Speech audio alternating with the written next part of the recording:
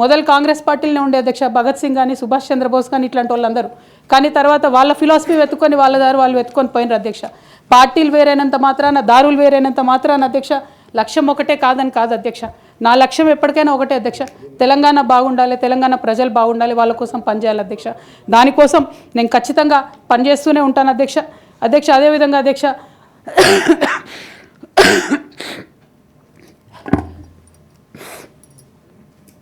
BRS party వైఫల్యాల్ని ఎండగడుతూ success అయినటువంటి Congress party అధ్యక్ష కంప్లీట్గా వాళ్ళు కూడా అన్ని అంశాలను ఇగ్నోర్ చేసినారు అధ్యక్ష. నేను రిక్వెస్ట్ చేస్తున్నా అధ్యక్ష, ప్రధానంగా విద్య విషయంలో, నీళ్ళ విషయంలో వాళ్ళు చేస్తున్నటువంటి తప్పిదాలే మీరు కొనసాగిస్తే డెఫినెట్గా ప్రజలు మీకు బుద్ధి చెప్తారు, అందులో ఎటువంటి అనుమానం లేదు. నేను చివరిగా ఒక్క మాట చెప్తాను అధ్యక్ష, डरना नहीं किसी के भी पैरों के नाप से, डरना नहीं किसी के भी पैरों के नाप से, आखिर में पुण्य जीत ही जाएगा पाप से, आखिर में पुण्य जीत ही जाएगा पाप से. गीता में कृष्ण ने कहा अर्जुन से बस यही, गीता में कृष्ण ने कहा अर्जुन से बस यही, आखिर में पुण्य जीत ही जाएगा पाप से. అధ్యక్ష నేను నిజం పక్షాన ఉన్నాను అధ్యక్ష నేను నైతికత పక్షాన ఉన్నాను అధ్యక్ష.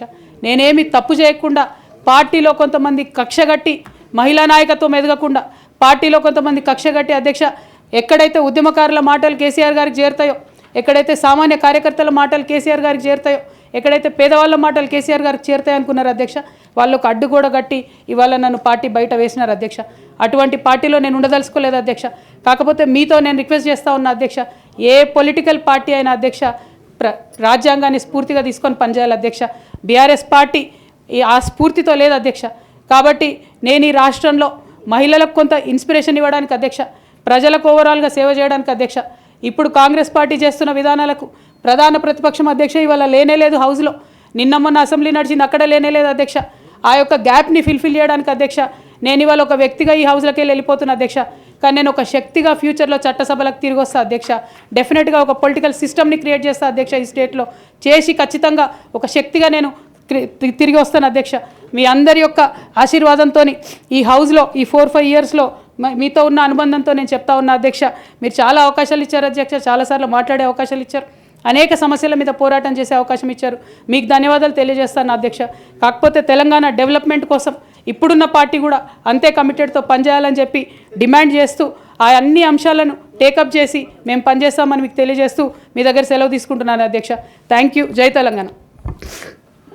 గౌరవ సభ్యురాలు సోదరిమణి కవిత గారి యొక్క ఆవేదన, భావోద్వేగం మేము అర్థం చేసుకుంటాం. భావోద్వేగాల మధ్య రాజీనామా చేయడం అంత సమంజసం కాదనేటువంటి ఉద్దేశంతోనే ఆ రోజు అదే చెప్పాను, ఈరోజు కూడా అదే చెప్తున్నాను. మీరు ఆలోచన చేయండి, పునరాలోచన చేయండి. భవిష్యత్తు అనేటువంటిది ఎట్లా ఉంటుంది అనేది కాలమే నిర్ణయిస్తుంది.